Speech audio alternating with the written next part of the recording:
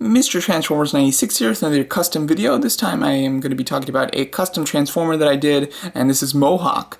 This is probably my most extensive custom that I've done so far. I've done a lot of just customs that purely involved paint. I've done some where I had to alter a bit on the actual figure itself, but this one I really had to do quite a lot. I had to extensively change it. It does not transform like at all because I so extensively changed this figure. But you know, obviously I would definitely wanted a Mohawk figure, being that he was one of the main Decepticons in, well, you know, and he didn't have a big role, but he was part of the Decepticon team in The Last Knight, and I do want a full Decepticon team in my collection. So I do plan to make customs of all of them that haven't been made yet, and so you should see more videos coming out soon. I did just post my video talking about that custom Nitro Zeus if you wanted to check that out.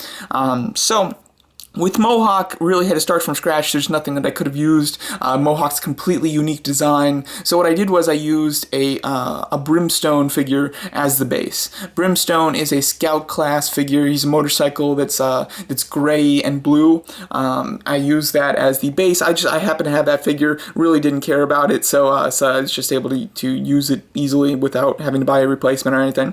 And then I used the head that I thought would best match it. Now the head is obviously the part that's not super accurate because it's just another head from another Transformer. It's Laserbeak, of course. I'm sure that's pretty identifiable. It's just Laserbeak's head. So, you know, I thought that Laserbeak's head would be a decent fit because obviously he has the bulging eyes, which I thought was very important, as well as I think the character of Mohawk having the mouth open is really important as well. So, you know, those were two aspects that I wanted that Laserbeak did have. Not to mention it fit on the body, like scale-wise, it worked. So that's why I went with the Laserbeak head, and therefore when I had to use the Laserbeak head, I started to look at what other parts from Laserbeak I could use, and I was able to come up with a lot. An extensive part of this figure is Laserbeak parts. So let's just go over it. As you can see, the Laserbeak head, I've painted it all silver, left the eyes red just like they are in the movie. I've painted the gum sections gold to kind of represent his teeth. I might even take a little like pen if I can get it and just kind of paint the lines in to make it to like separate the teeth, because he does have that look in the movie. So I might do that. It might look a little bit better. I've added green obviously here because he spray paints himself in the movie, so you can see green markings like this. The Mohawk, what I used was another piece from Laserbeak. His thigh section, on each of his thighs he has this piece, which is just, you know, a little wing section. So I just cut that right off and just super glued it onto the figure. So as you can see, looks pretty nice. I think that was, when I came up with that, I was actually quite proud. I thought that was a pretty nice idea, and I think it looks actually pretty good. So I'm pretty happy with how I decided to do that and how it turned out. I think that looks pretty neat. So, and it also helps change the head too. So this kind of, the Mohawk makes it unmistakably Mohawk, you know, and not just Laserbeak. So I definitely liked that fact that I could add that. The rest of him, the entire body, I painted silver. I might add some different paint to this, maybe add some grays and stuff, because he is quite shiny. I think that does work for the character, but just as all of my figures together, he's probably going to be the shiniest one, other than maybe Barricade. So if he doesn't fit in, I might paint him a little bit more, but for now, I do like the way that he looks. I think that this color scheme does work nicely. So I painted it all silver. Then with the arms, if you know what Brimstone looks like, he has like a wheel casing, and then he has wheels on his hands. So what I had to do is I had to cut that off, and it wasn't easy because unfortunately that section is not on just via plastic. It's on via plastic with a pin inside, a metal pin. So I couldn't just cut it off, and I actually tried to do it.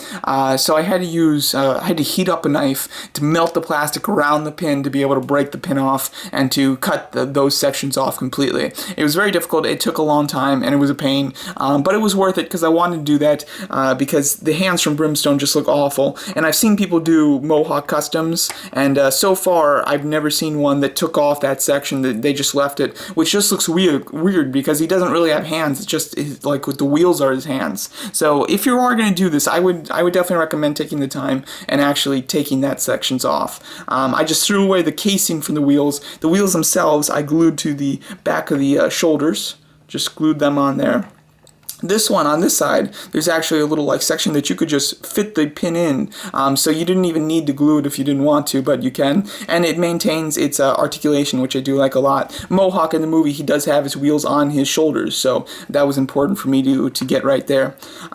Then with this section, it made his arms very thin, which is very accurate to Mohawk in the movie. And for the hands, I struggled what to do with the hands. These hands aren't super accurate. In the movie, he has very small hands, like very thin, sharp hands, and I considered even just taking a paper clip and just making them myself, but I don't know why, that would kind of feel weird to me. I wanted him to have just all Transformer parts on him, so I decided not to go with that, and I looked through a bunch of figures to see if I could find any really thin, small hands, and I really didn't have much luck. The best thing I came up with were these, and these are actually, and these, I did like because they were very sharp, and they were rather thin, comparatively speaking to a lot of the hands, so these work nicely, but what they actually are Laserbeak's feet. I think that I doubt many people would be able to identify that just looking at them, but they're Laserbeak's feet, and they fit pretty nicely. I did, cut them substantially, and kind of, used sandpaper to sand them out to get them smooth, so then I can just kind of put them up against the hand there and then glue it. So these do not maintain articulation, they're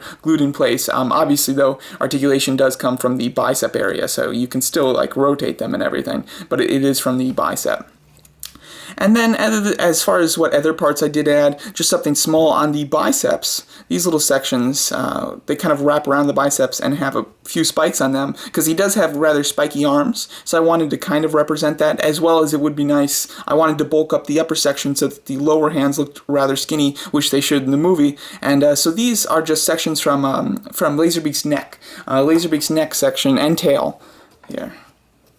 As you can see, here it is. This is his neck attached to his tail to make it kind of longer. I just thought it would be kind of cool to do that. But right here, there are pieces that go on top that are just screwed in. If you unscrew it, you can just take those pieces off, and those are the pieces that I just glued onto his biceps. So that worked out nicely. I think that overall, going off of a figure or a character that's completely unique in the film, and of course I've added green places here. These are pretty accurate places to have the green, actually, especially this tire. He does have a green marking like this on his tire, and then he has some on his hands as well, so on his fingertips. So I've added the green all pretty accurately as far as where it's supposed to be.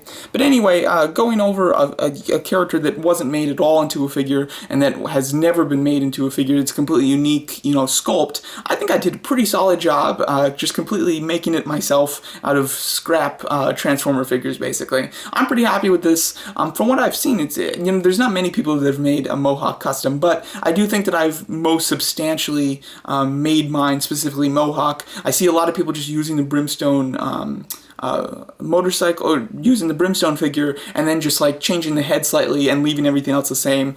So I've substantially changed mine, and I think that it actually works pretty nicely as Mohawk, and it's in pretty good scale. Here you can see him with Megatron and Nitro. There's actually a couple shots of Nitro and Mohawk together in the movie, and I think that is a pretty nice scale. It may not be perfect, but it's pretty solid.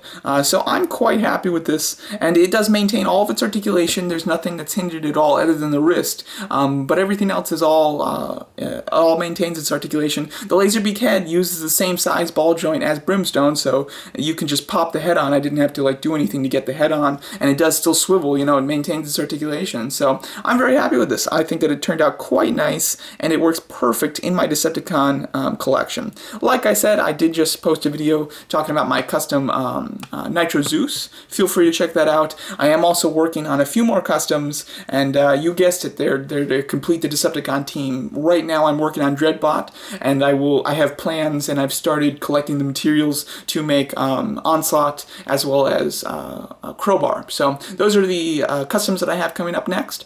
Hope you guys look forward to them. Hope you guys like this Mohawk custom. Let me know what you guys think of it, and thanks so much for watching.